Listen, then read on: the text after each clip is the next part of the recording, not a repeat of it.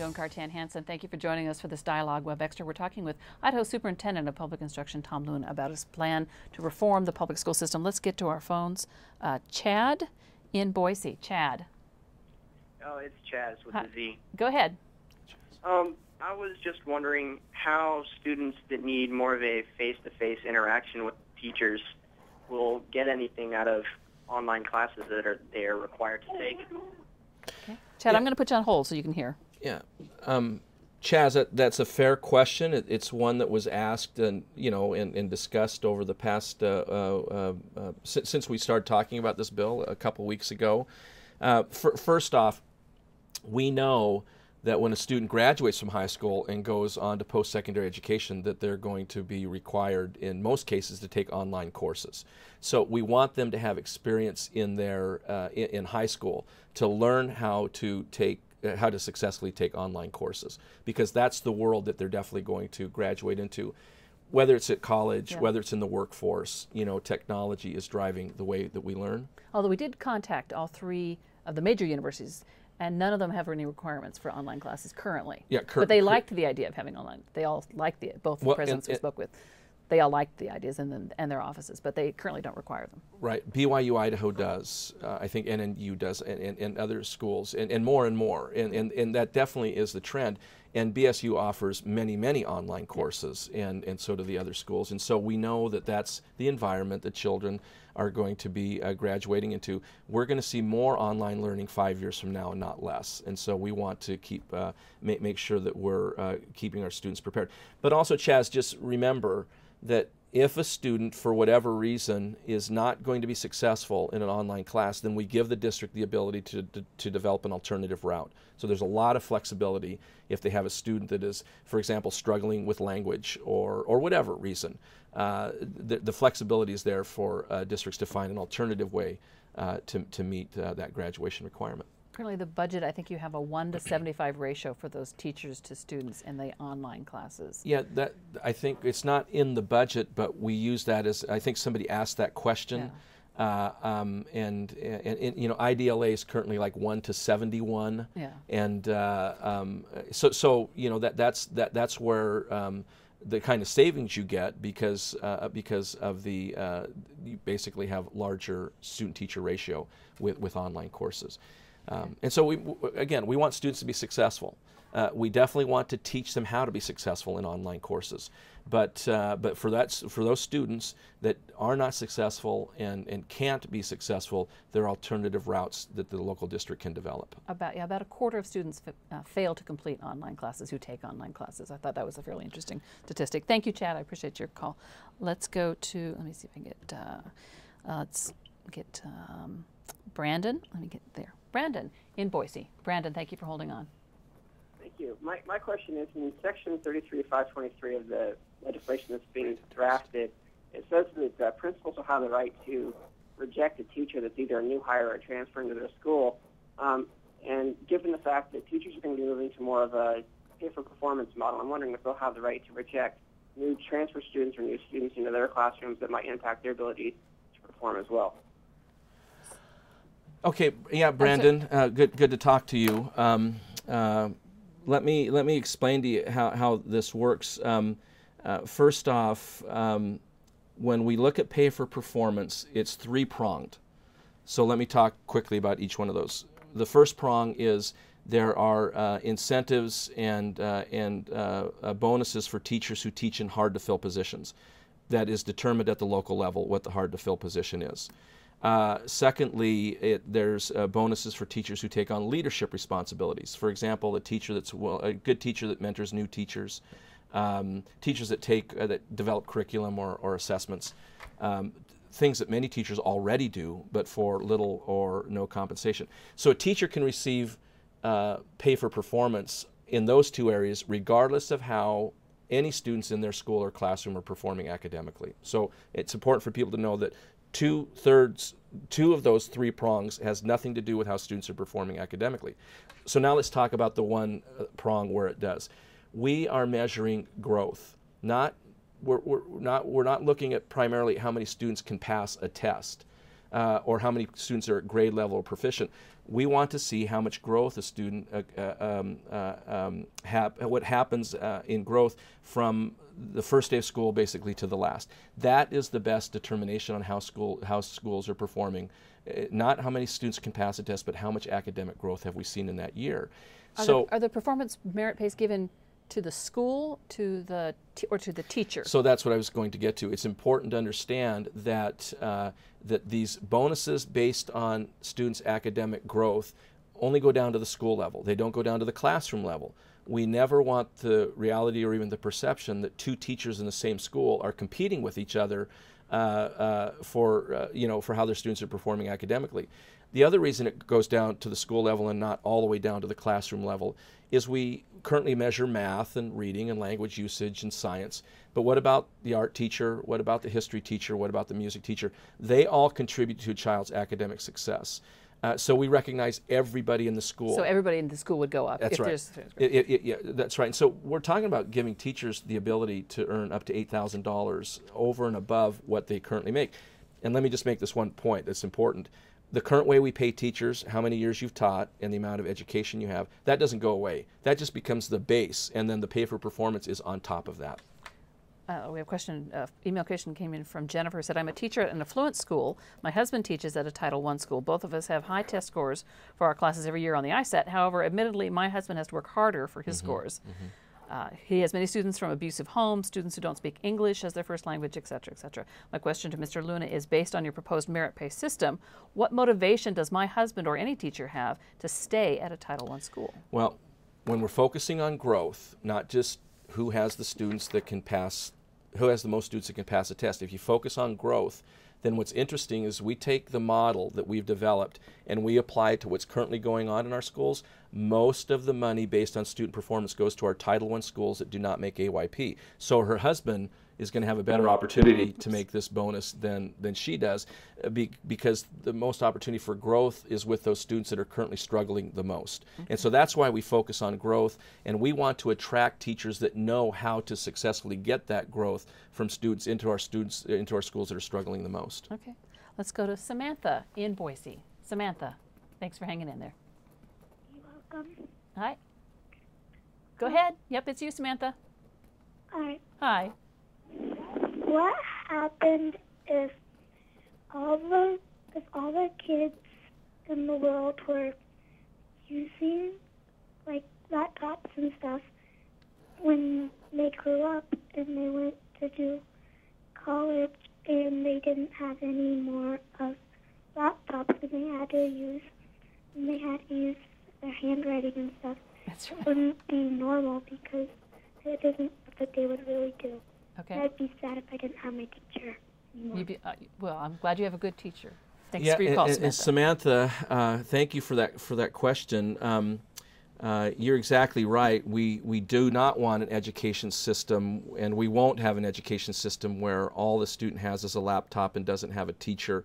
What we want is when you get to high school, we want you to have access to the highest quality teachers and the highest quality instruction that's available anywhere in the state. And currently we have students in small rural communities that are capable and wanting to take high-level math courses. They want to take foreign language courses. They want to take higher levels of science and those areas. But they do not have access to a teacher to teach them those skills because that community can't attract a teacher to come to teach 5 or 6 students those skills. And so we give them access through online learning. And also, again, I think Samantha talked about going to college.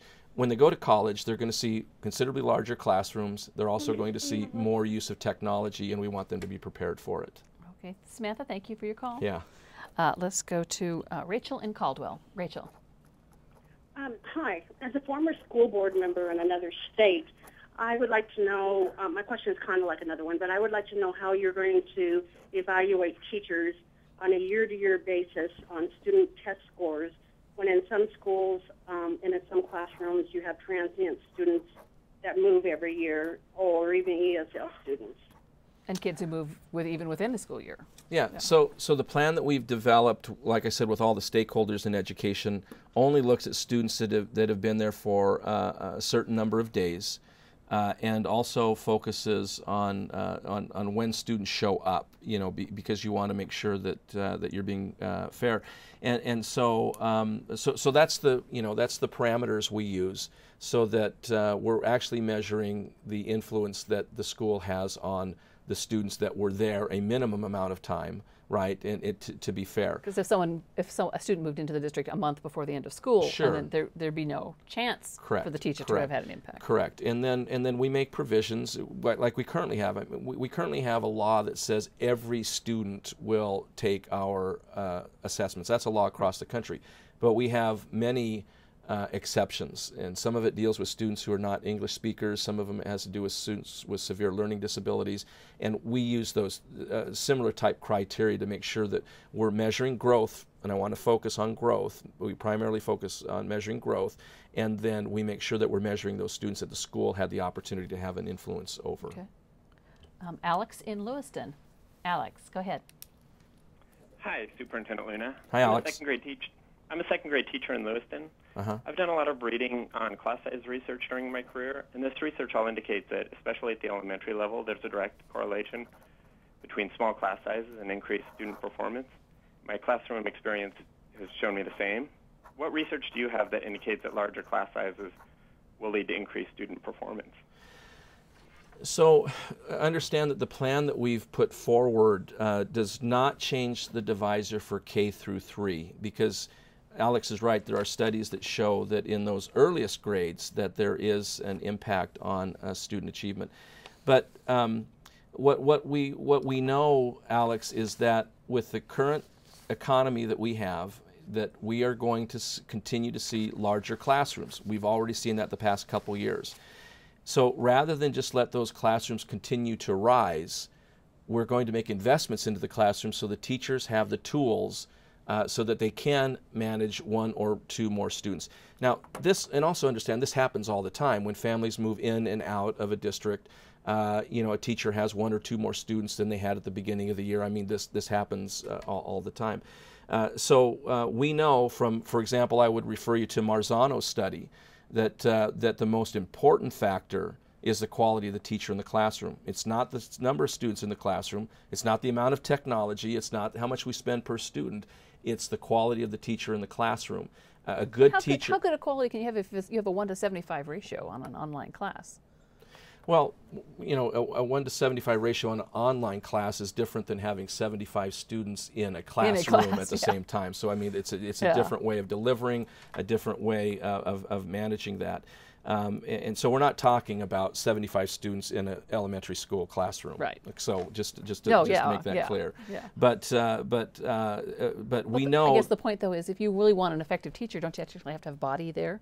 How effective is online? How effective are, get my grammar right, online classes? Well, first up, we're talking about 6 credits sometime during the high school career. We're not talking about online learning in the earliest grades. We're not talking about it even in the middle school. We're talking about, we want students to be prepared for the world that they graduate into. And we know that technology is more and more a part of learning, and it's going to continue to be more and more a part of learning.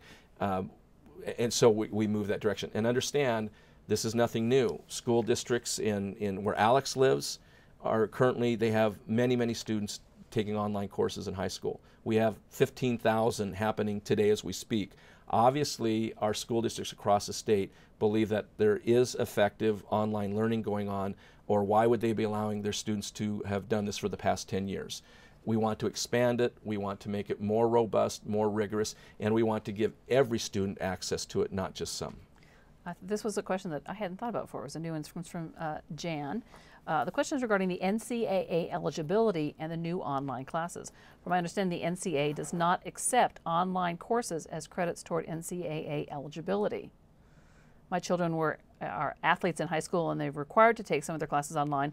If they had done that, they would not have qualified for their athletic scholarships. Have you considered this factor in requiring online classes for those instances? I haven't talked to Coach Pete about this, but I will tell you that BSU and particularly ISU are very big in delivering dual credit online learning to high schools all across the Yeah, state. but unless the NCAA has authorized that online class is acceptable to them, then that kicks a student out. Well, according to this person, I have Actually, not heard this because before. I actually did a report for And- the NewsHour on a student in Idaho who qualified for scholarships, but because their class specifically didn't count toward because the NCAA hadn't recognized it for whatever reason, they lost their scholarship. So it does happen. It is a consideration. Interesting. That you know, have, I you know have that to worry the about those high school classes. Do they meet those NCAA requirements? I knew that the NCAA had far-reaching tentacles and that sports played a major role in all of education. I did not realize that they were actually influential in that area. Sad. I can tell you that we have students that are taking online courses today. They're graduating early. They're going to college early, and they're robust, rigorous courses. And we will assure that they meet any requirements necessary, like we've done in the past. So it's like I said, this is nothing new. I'm amazed that everybody has embraced online learning. Last year, when the legislature wanted to cut funding for the online learning we're offering our students, teachers and administrators and school board members, just threw up their arms in a huff, saying you cannot cut online learning in Idaho. It's an important part of the education experience. Right. Students Although the governor need it. did want to get rid of IDLA. And you remember the pushback from the educators, how important it was to have online learning in Idaho. But then how did the governor change his mind? Well, I think we convinced him how critical it was. But what I think is important is now that we want to use online learning more, for some reason these same people are trying to discredit the same programs they were protecting a year ago. We have just two to go here. Barb in Moscow. Barb, go ahead. Oh, yes, hi. My question has to do with fractional ADA. Okay. I haven't heard a lot about it, but my understanding is the funding would follow the students. So we have a lot of very small school districts in our area, and the way I would understand this is if you have 6 periods a day, and one student takes a class from IDLA, they would not be funded, the school would not be funded for that student. 1/3 of it they would still get. But with only one English teacher, one math teacher, one business teacher, we'd still have pretty much all the expenses that we use to fund, that the funding would go towards. Barb, that's a very good question, and you do understand it correctly, and I'm impressed. But let me tell you why this is important. We just don't have the financial ability anymore to double fund students, and so the money goes to the school district for the full ADA, but if they choose to have their students take an IDLA course like they do today, the district is going to send a portion of that money to pay for the IDLA course. Currently, the district gets full funding for the student, and if the student takes an IDLA course, then IDLA gets full funding, and we're double funding. In this economy, this state, we just cannot afford to double fund, and so fractional ADA makes sure that the money follows the child. Now, is this going to be difficult on adults, and is it going to be difficult on the bureaucracy? Yes. But we can't continue to double fund for children that we're teaching. How do you handle those districts? She's right. There are fixed costs. You can't. Well, that's why we let them keep 1/3 to Yeah. cover the fixed costs, and then they use the other 1/3 to buy. But is that third enough? Some districts have told us that they'll be they're only going to pay IDLA or whoever the provider is of the course. It could be an adjoining school district, right, that's using the IEN. They're going to pay what they agree to, and if they agree to less than 2/3, they get to keep that also. And some of them have thought they'll actually, it'll improve their bottom line, for lack of a better analogy. Okay, let me get to the last one, and then I have 2 more emails I want to get off. I know we're making you run. I appreciate you staying. No, I'm Let me fine. get to Glenn in Chalice. Glenn. Thanks for taking my call, John. Superintendent Luna, how you doing? I'm doing well, Glenn. Great. I was just wondering, since credits are reduced from 8 to 6, Right. if there would be more one-on-one time with the students. Okay, I think I know where you're going, Glenn. It's instead of 8 online classes required, it's 6, essentially 6 online classes through the 4 years. So those 2 classes would actually be back in regular instruction. Yes. If that was Glenn's question, yes. Okay, that's good. See, quick answer. There we go. I appreciate that. We actually have one more holding on. Okay, Anne right. in Coeur d'Alene. Anne? Yes, my name's Anne. Uh-huh, and go ahead. I wanted to ask you about teacher pay. I've heard conflicting messages. Originally, I heard that the Students Come First plan was going to increase teachers' base salaries and create a way for teachers to earn bonuses. But some people are saying it will only provide pay increase through pay for performance. Which is true, or is it a combination? Okay, Anne, good question. It's actually a combination. I think if I understood your question, here's how it will work. We will begin immediately to restore the cuts that have been made to the salary grid. And we also immediately increase teacher pay back up to minimum teacher pay back up to $30,000. And then we, through this program, we implement a pay for performance plan. So not only have we increased the base because we're refunding the grid, and we continue to fund the grid fully from now on. But we also, on top of that, put another layer of income opportunity for teachers with the pay for performance plan. So really it's both. We're instituting a pay for performance plan, which gives teachers the ability to make up to $8,000 a year in bonuses, but we are also refilling the funding grid or the base pay that has been frozen or cut the past couple years. All right. Thank you, Anne. I appreciate the call. One of the other superintendents had a very big concern about that there is no money for this, for pay for performance, and there's after fiscal year 13, or that they have a fear that there won't, that it's kind of like, we'll start it now, and we'll make the changes in the teacher tenure and the teacher contracts and all those other kind of give up those things, and then we won't fund pay for performance after 2 years. What kind of, I realize you can't guarantee it, you're not the person who does the budget, but it's a good question. How do you assuage their fears that this is, we're going to make a big change, and then all of a sudden the money's going to go away? Well, there are two forms of types of funding for our schools, if you will. There's statutory spending and non-statutory spending. Non-statutory spending are things that we've seen completely eliminated. Textbooks, technology, classroom supplies and materials, the $350 we were giving teachers. That's non-discretionary, or that is non-statutory spending, and we've seen almost all of that eliminated. Statutory spending things are like teacher pay, transportation, and things like that. That is far more secure, although it has been reduced the past couple years for the first time ever. You haven't seen any of it eliminated.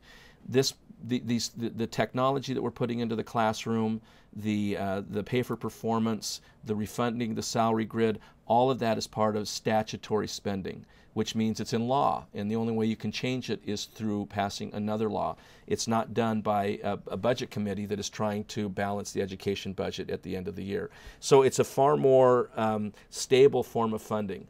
And 3 years ago, I would have told you that it's secure because we have never reduced statutory spending. But we have seen that happen the past couple of years. And so to be honest, I can't guarantee that statutory spending would never be cut again. But what I can tell you is if we don't do this plan, statutory spending is going to be cut again this year. Discretionary funds are going to be cut again this year.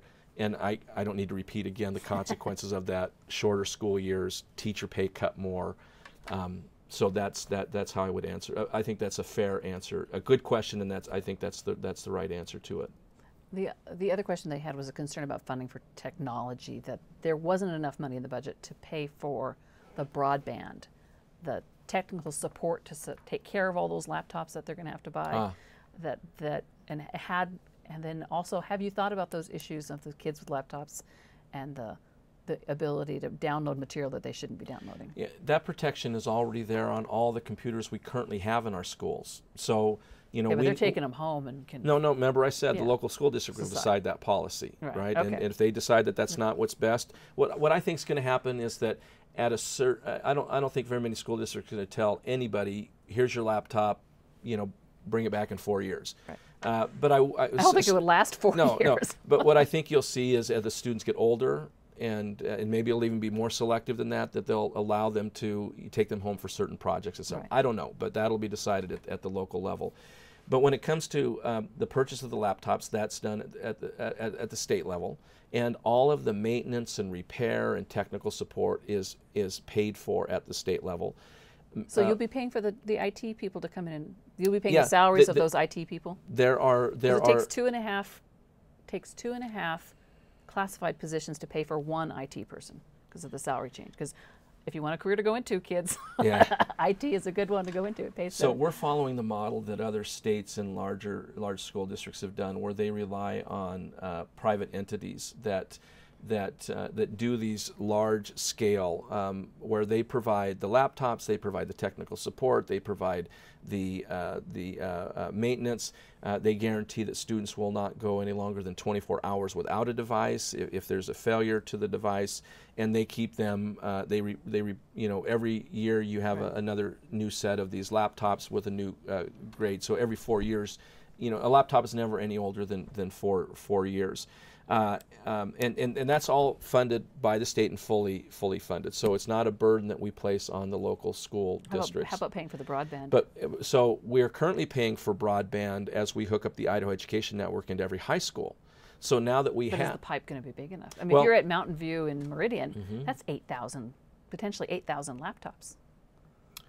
I don't think there's 8,000 students in that high school. Well, you get Yeah. So. Well, okay. Even 2,000 laptops. Yeah. So the Idaho Education Network is putting a big pipe into every high school, and that was the whole idea.